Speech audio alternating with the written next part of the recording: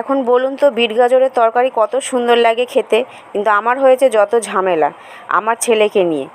মানে কি বলুন তো, এই সবজি খাবো না, ওই সবজি খাবো না, মানে আমার একদম মাথা গরম হয়ে যায়। তাই আজকে আমি ডিম দিয়ে বিট গাজরে দারুণ একটা রেসিপি বানিয়েছি স্পেশালি ওরই জন্য, কেন একদম বিট খেতে চায় না।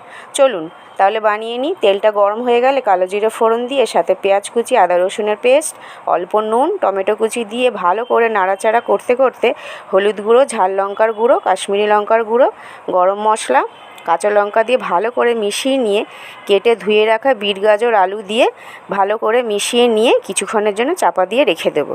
তারপরে সামান্য সেদ্ধ হয়ে গেলে অল্প জল দিয়ে আবারও চাপা দিয়ে দেবো।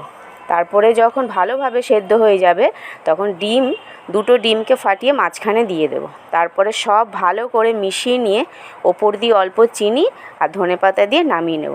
তারপরে ছেলে বলে কি জানেন, বলে ওমা এটা কী রান্না করেছো গো, অসাধারণ হয়েছে তো খেতে।